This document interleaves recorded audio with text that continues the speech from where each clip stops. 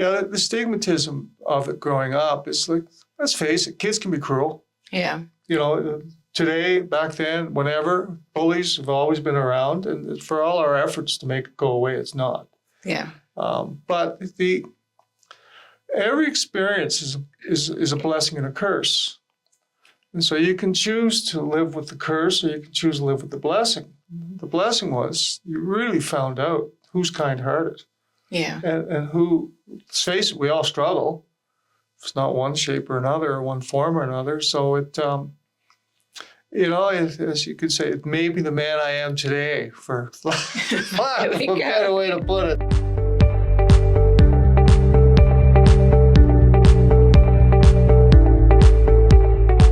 Welcome back to Hear Me Out with Belinda. Today in studio, we have my friend and mentor, George, who's been living with a hearing loss since childhood. So welcome to the studio, George. Thanks, Belinda. When did you get diagnosed with a hearing loss? Well, informally when I was about 2. Okay. And formally when my mom and dad moved from Dalhousie, New Brunswick, to Ottawa, there was a hearing specialist. I saw a hearing specialist when I was 6. And that's when he formally said, yeah, I got a hearing loss. Yeah. And you got a hearing aid at that point to help? No. So backing up a little, I'm one of the reasons why those walkers are no longer allowed, where you put the child in and they scamper around, because I chose to open up the little latch and chose to free fall down about 15 stairs. Oh. And went ass over tea kettle and fractured my skull quite badly. And there was no treatments back then. They just all got together in the house and prayed, and I came around. And shortly after that, my parents noticed I'd sit up next to the TV set to hear. So that started it. And when they moved from New Brunswick to Ottawa, where Dad was studying to specialize in radiology, they took me to a hearing specialist, and a doctor of hearing, audiologist, but medically. And apparently, and I don't remember, within a few seconds, he asked my father to turn me around because I was lip reading. Oh. So by 6, I was lip reading to get along. And I started school with the hearing loss and continued with the hearing loss until about grade 10, when I got my first hearing aid. So to date myself, that would have been about 1973. Okay. And that's when I first became aware. That was interesting because we were in Moncton, New Brunswick, and we were walking down the main street with my hearing aid on, and one of those buses, transit buses, pulled up, and it was the old style where they had the air brakes. We get the pshh. Oh, yeah. And it come up behind us and let off the air brakes, and I jumped out of my shoes. Yeah. And my dad was with me, and he started to laugh when he realized it's the first time I'd heard it. Yeah. And so that began the journey of wearing a hearing aid. Yeah. Which was probably, like you said, quite an adjustment to hearing all those sounds again. Well, yeah, it was 2 adjustments. Was A, you could hear better. And socially, it was just absolutely wonderful. I mean, the ladies, when you're in grade 10, they just love guys with hearing aids and glasses, soon to have braces and stuff. So it became a social adjustment because the stigmatism to it was really interesting. Yeah. That you dealt with in conjunction with hearing better. Yeah. But the reality was, back then, the technologies were so primitive compared to what they are today. I hear better now than I've ever heard. Yes. Basically, thanks to the advancements they've made in hearing technology. Yeah. So it was still a world of putting sentences together. Yeah. You know, the famous adage about someone with hearing loss is you ask them a question, they'll tell you what time it is. Yeah. It's a safe answer, you know, because they really haven't heard. But so much of my life, you'd hear certain inflections, and you could pick out who you could hear. Yeah. Some people talk very low, you know, the monotone voice, and their lips don't move and stuff. And usually you're just hooped. But others would enunciate. So you pick and choose your way through life as far as who you could hear from. And of course, the television broadcasters were the best because they enunciated their words. So it's a long answer to the question, but they helped. It helped, but by then, in many ways, by then my eyes had taken over. With the speech reading. Oh, totally. Lip Yeah. reading, but your eyes compensate. You see. Yeah. And you begin to see things that perhaps aren't usually seen. You know, as I get older, I could see blood pressure. I could see people's reactions very quickly, and I could sort of read rooms based on what my eyes were telling me long before I heard anybody. Yeah. And it also caused you, I think, to have to focus very hard to hear. You know, and I used to always say it's easy to talk behind my back. Yeah. So I'm not going to hear you. Yeah. And so that's the magnitude of what you dealt with. And back then, those early versions, which was, you know, they shoot the mold for your ear and then connect it. It's almost like the behind the ears that they have today that are very popular. But there was certainly no Bluetooth. There was no automatic gain control. There was just a little knob in the back that you turned up or down. Yeah. And really, if anybody wants a beautiful explanation of those, it's the old Faulty Towers show. It was John Cleese. If you can find it on YouTube somewhere, it's absolutely hilarious where this gal's walking around. The early ones were little boxes with the knobs turned up and down, and they would play with their head. But it wasn't far from that as far as what you got from it. Yeah. And then, you know, as they slowly evolved, and they were expensive. Yeah. And there was no real provision for paying for hearing aids or spectacles back then. It was the early days of healthcare insurance and so forth. So yeah, it's kind of, those were the early days.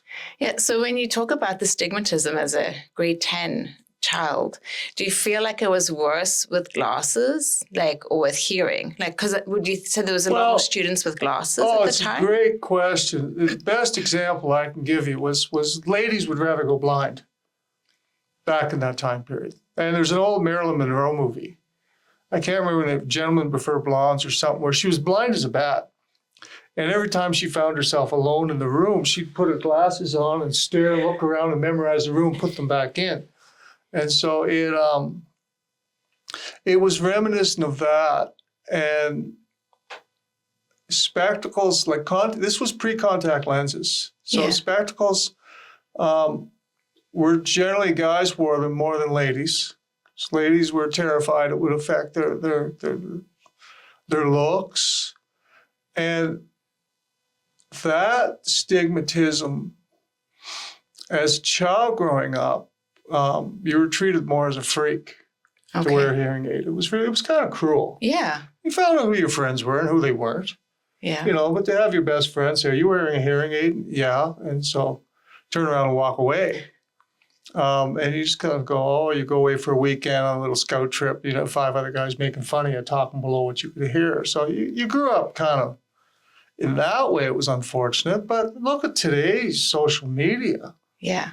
You know, at least you were face on with it, and you could see who your perpetrators were or your friends. Yeah. And I had the fortune and misfortune of skipping a grade. So I'm in school and I'm deaf. And I'm skipping grade 4. Because you're so intelligent. I read. Yeah. I was good at math. I was rhyming off numbers when I was 18 months old in the grocery store and had the place walking around behind me laughing their heads off, apparently. So, it's, you know, gifts come.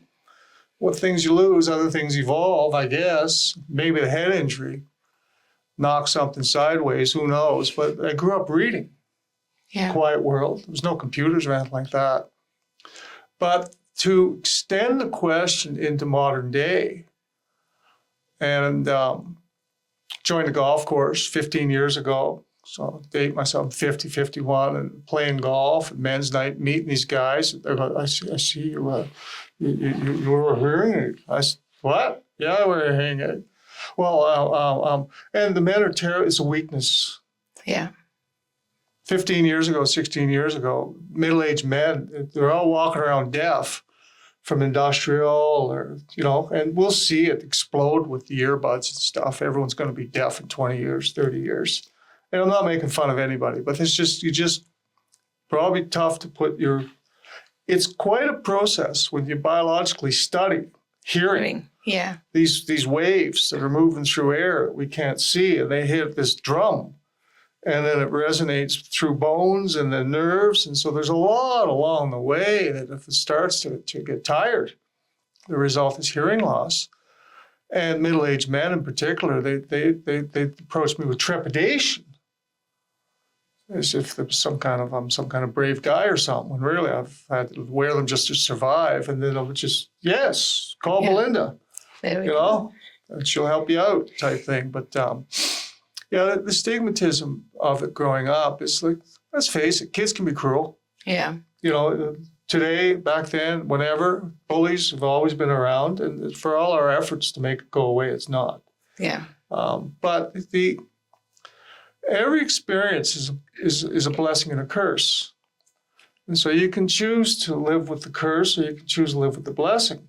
The blessing was you really found out who's kind-hearted. Yeah. And who, let's face it, we all struggle. It's not one shape or another, or one form or another. So it, as you could say, it may be the man I am today, for lack of a better way to put it. But it's interesting. And I'm off topic for a sec, if you don't mind. Yeah. There's a young fellow. I don't remember the story. It was 5-6 years ago, and I'm at the driving range on a golf course, and this little tadpole's trying to hit a golf ball, and I'm watching him. He's just hopeless. I walk over to him, but he's got 2 cochlear ear plants on. And I walked up to him, and I said, "You're deaf." He looks at me and says, "Yeah." And I says, "It's okay." I says, "Those things helping you hear?" And he said, "Well, a little bit," and all that. He was about 8 years old. And here's what I just sort of said, "Don't worry, don't worry about it. Everything's going to be fine. You'll get through life." And I'd forgotten about it. He's forgotten about it. But his father was there.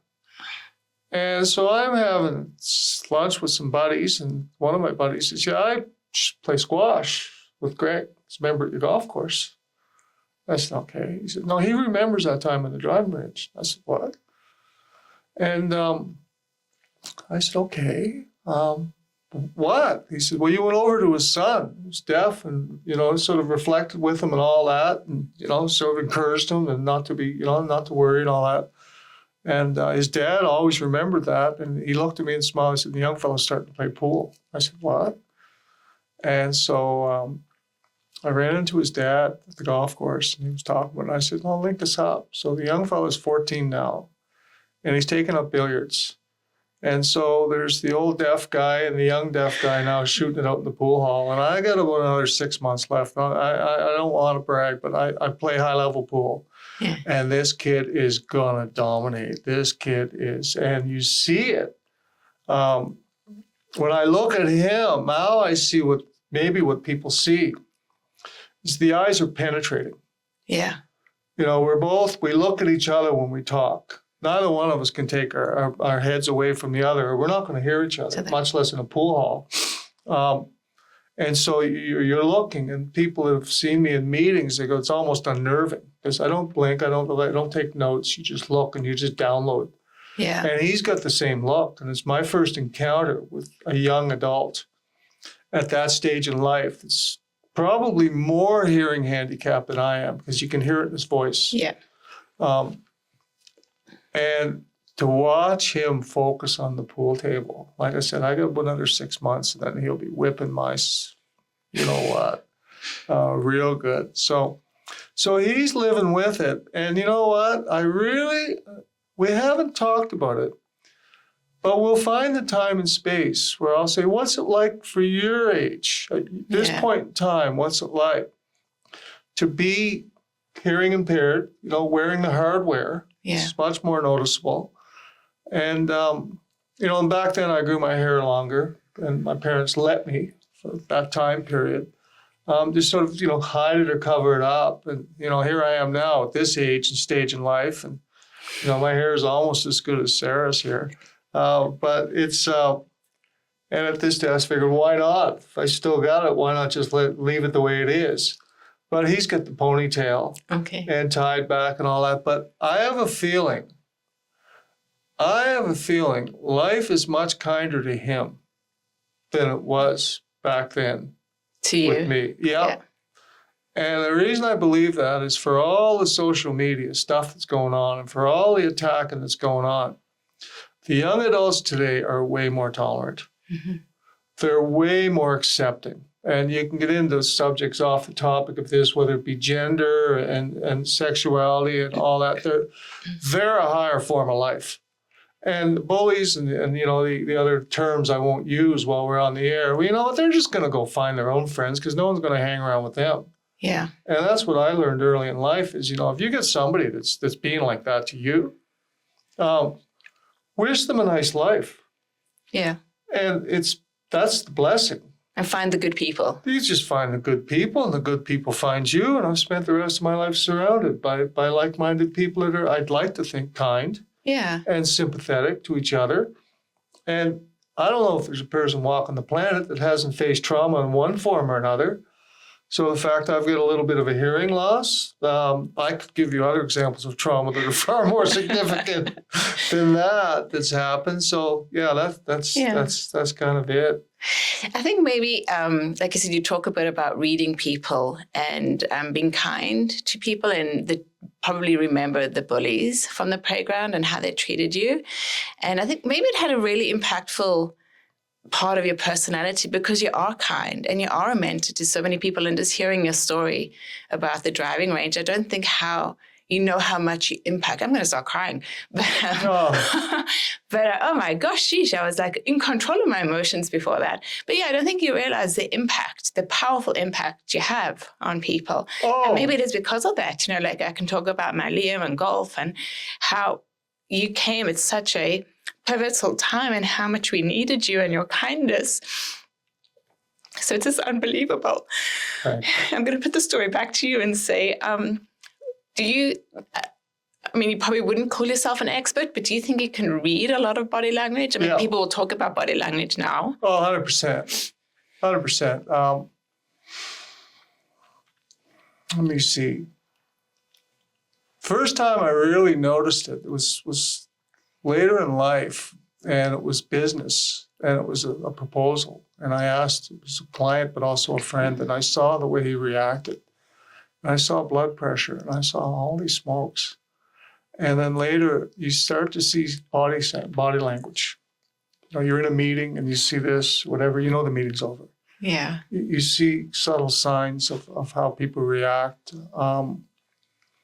And I'm perhaps like a dog always studying its master. Yeah. You know, I'm always studying people. And I see people that I don't agree with or don't like in certain settings, and I'll look for another setting, usually one-on-one, and you find a much different individual. I look for that.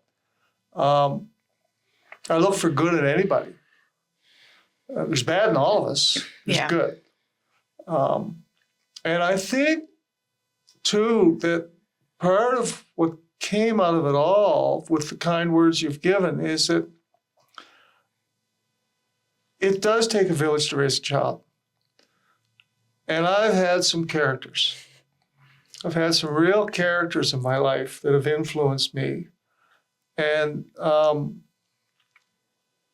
you know, there was one example of someone that really changed the way I thought about people and the bullies, and you reflect on them. And it was, of all things, it was a cab driver down in Vegas. And I had won some money, not a lot, but I would get a couple golf bags at this golf shop. It was too hot to walk back at this cab. He's going to go across about 4 lanes and then turn around and get. So I got 3 lanes across, and the 4th lane, the guy wasn't letting him in. And it was a big to-do.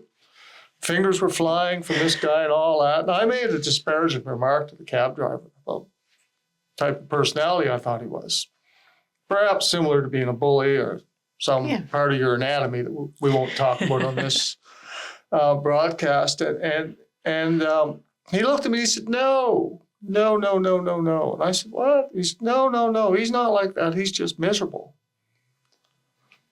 And I went, what? He says, just miserable. And he says, miserable people, the only enjoyment they can find is to make other people miserable. And once they throw you off your game and see you angry or see you upset, that makes them happy because that's all they've got in life that's left that gives them joy. He said, you should just feel sorry for them. And I try and carry that around. And now when I see people that are being unkind and all that, and they're out there, I look for the fact that why are they so unhappy? Yeah. There's nobody kind is going to be mean to anybody else. And so that just evolves. And it's, it came from experiences like that. And it helped you understand when you're on the receiving end of it to really study that person and understand them. And you might even ask them what's bothering you. Yeah. Then I'll go, what? Something bugging you. Why are you like this? And you all of a sudden get a different human being answering. And so that's how I look at it. That's what's evolved. And maybe it started with a hearing loss and it started with a bunch of characters. Yeah. I was laughing with my sister. If I try an article, something to write about, one of the topics is the characters. The characters in life. The village that got raised. And it was in Dalhousie, just down the road from Campbellton. When Mom, of course, there's 6 kids in our family, and so I am the oldest. I'm still living. But every fall, I was October, and Mary's September, and David was October, and Derek was November, and Ian was December, and then Gary came along as perhaps a miracle or something 7 years later. But so when I went down the stairs, Mom was pregnant with Mary, 8 or 9 months and stuff, and it was kind of chaos. But after the 5th fall, there's 5 kids, and I'm in Dalhousie, and I walk across the street to the little store and plunk my 12 cents down and want a Pepsi Cola. And Charlie Guitar looked at me and says, here's your Pepsi. And he says, you ever come back in here like that again? He says, I'm going to whip your ass. I looked and I said, what? He says, you've been screaming for 2 hours across that street. I've been hearing you holler for that pop. He says, you've been hollering and hollering at your poor mother. She's got 4 other little kids over there, and you little brat. He says, you ever come over here like that again? He says, I'm going to whip your ass. Oh, wow. And I just sat back, and it was the first ass chewing I'd ever got, and it was not Mom or Dad. And I just looked at him, and that was the last I hollered at my mom for a Pepsi. And, the people that walk around, they talk about influencing kids, like I did with the young fella at the driving range. Grade 2, Ottawa, first day of school. Teacher looked at us all and said, I just want you all to know that every one of you is different.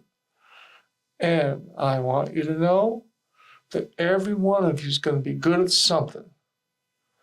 And I just sat up my chair and I heard her and all. I just said, I'm going to be good at something. I didn't know what, but I'm going to be good at something. And so it's caused people that I know to reflect, some that know about my head injury and some that know me anyhow, is that where do you get this memory? Which is to be able, I can remember the first word I ever read in the book. I can remember, all kinds of early experiences. I have a lot of those memories, and then people I've met since later in life, they say, how do you remember this stuff? And I think part of it is from being hearing impaired, I switched to reading, and there wasn't much media back then, but I had to study so hard to hear that it maybe elevates your concentration a little bit. And others that I've met in life, one in particular down in San Diego, an old guy that I met when I was hitchhiking down there, it just says, study things, study them.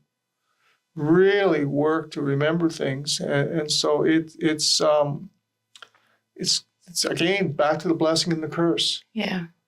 I read somewhere actually that for childhood memories, or even like as an adult memory, if you're not physically present, really engaged in that moment, you won't remember 100%. So I think maybe going back to not having the hearing or being really focused, you have a great memory because 100%. You're 100% present with everything. I think you're bang on because, I've used the adage that people hear, but they don't listen. Yeah. I don't hear, but I listen hard. Yeah. I think there's truth to that. And I'm amazed at how easily people hear. I envy them, but they don't really download it. It's like it just bounces off their eardrums as far as actually having an effect. Well, they're listening so that they can respond, right? They're not really listening to hear and to understand. They're listening so that they can tell you their perspective. Oh, yeah. Well, maybe you've read that somewhere because it's when you start looking for it. And I invite anybody watching this when it's a bit off the topic, but when it comes to the subject of hearing and listening, I think what Belinda's reflecting is a bit of a story where I got a letter from the government that I was going to have to sit on a jury. And two things come out of it, which was if I told 50 people, 49 of them told me how to get off the jury. Yeah. This is what you do to get off the jury. And the only one that didn't was my brother, where we agreed it's your duty. It's your civic duty to give someone a fair trial by being a juror. But I was terrified because with the hearing loss, I hadn't thought of it. You get transcripts and you can read everything and all that. I could put somebody away because I didn't hear something right, or vice versa. Yeah. Put somebody off. And so I said, God, I better study for this thing. I get it ready for this thing. So I go to meetings purposely not to speak. Social or business, whatever, I would forgive myself to speak. I just want to listen. I just want to pretend I'm a juror and just see how much of this I'm getting. And what I got was astounding. Just an example. Say you went to Hawaii, got on vacation in Hawaii, and you tell somebody about, I was in Hawaii last week. 9 times out of 10, the folks don't reflect back in a manner which was, well, where did you go? Or what did you see? Or did you enjoy it yourself? They tell you about their trip to Hawaii. Yeah.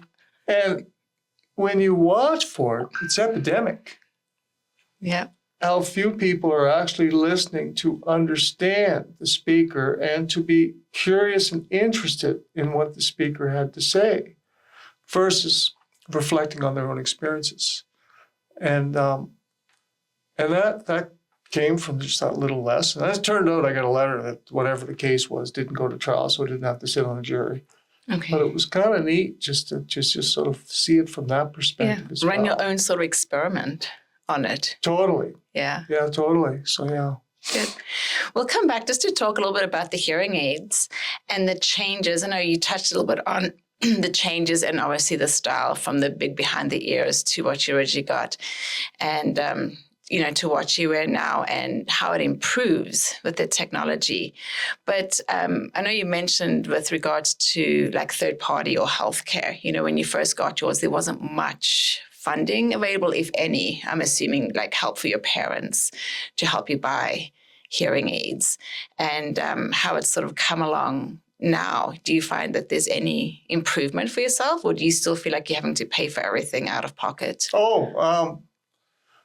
Well, that's an interesting one. Kind of touches a nerve because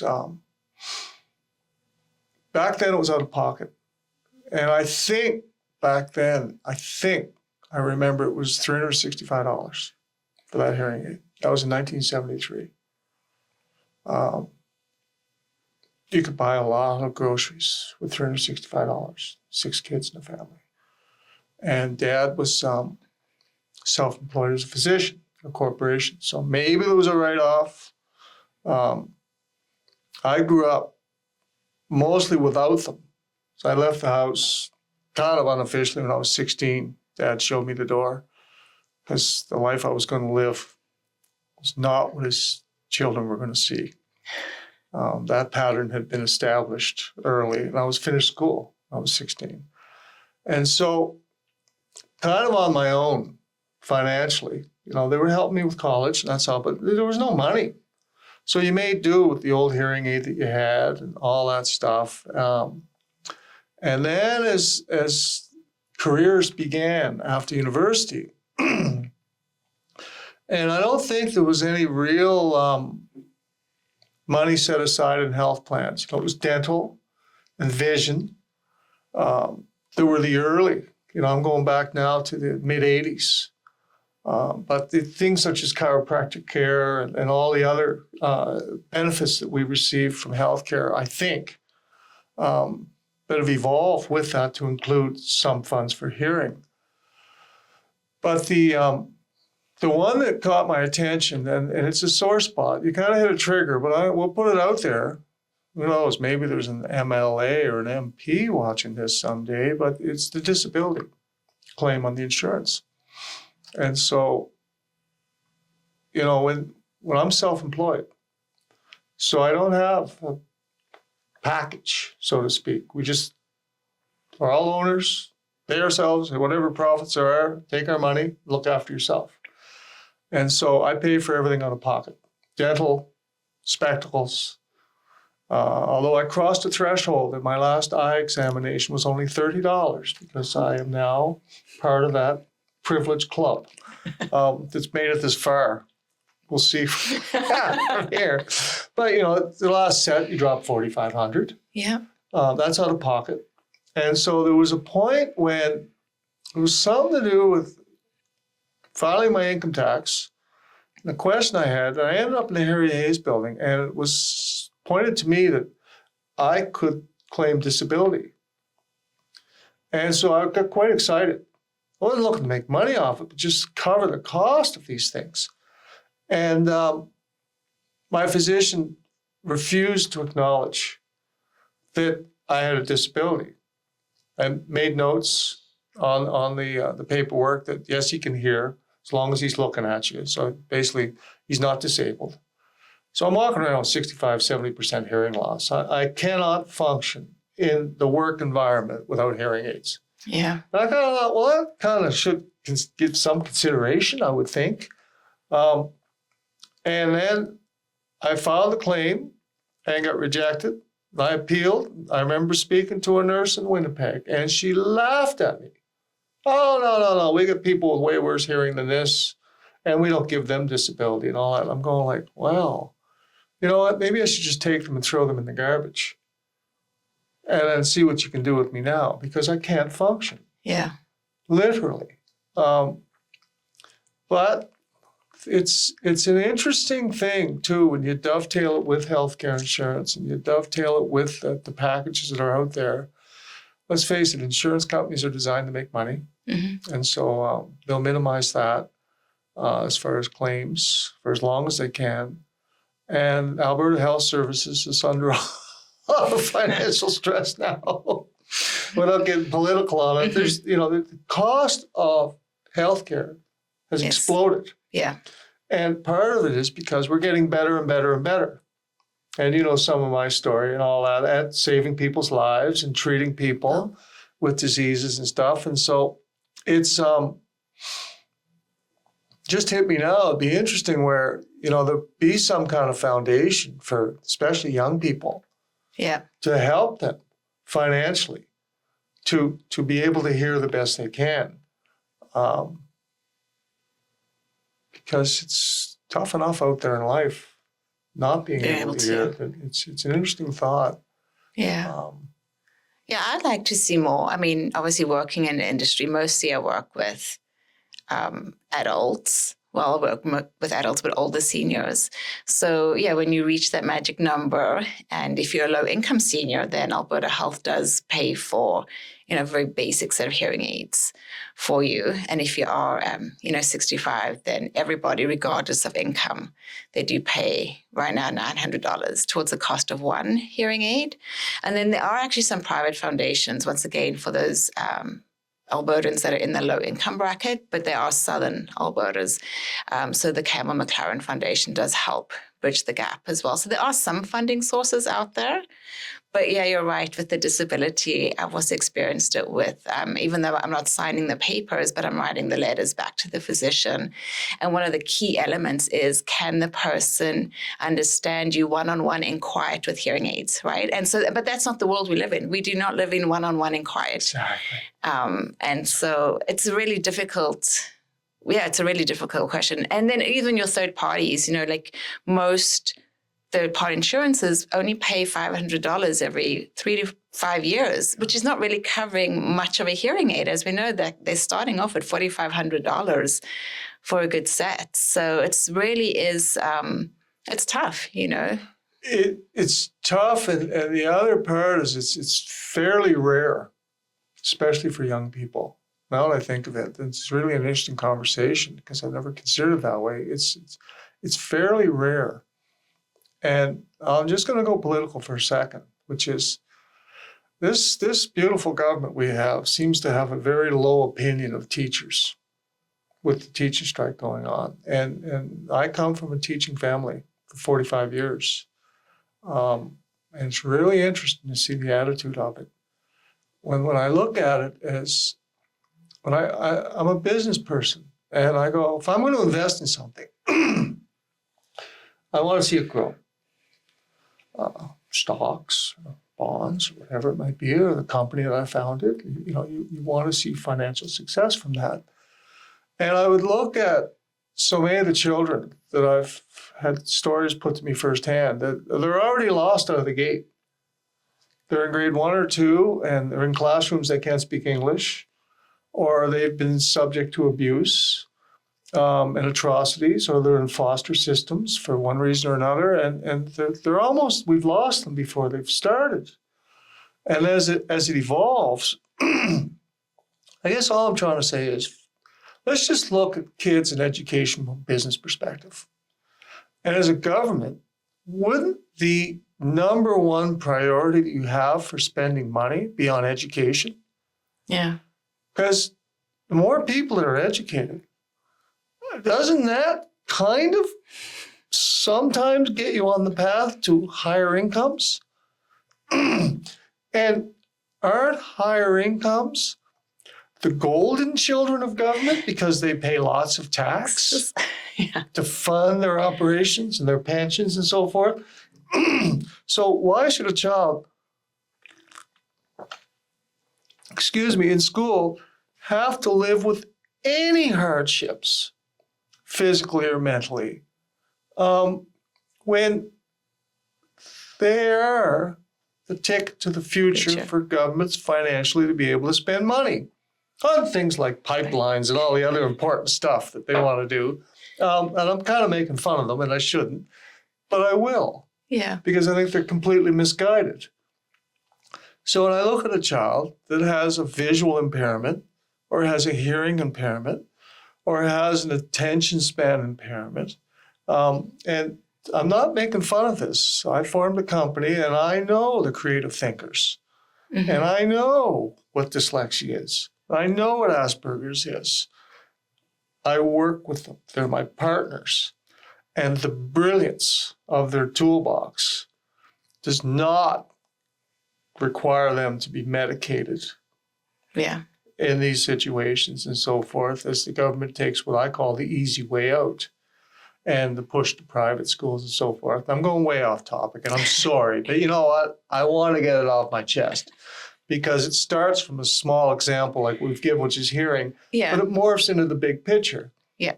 And back to village raising a child. Why shouldn't the government be doing everything they can for a child to learn as much as they can so the child can go on and make lots of money and pay them lots of tax? There we go. Goes full circle. Well, that's how I look at it.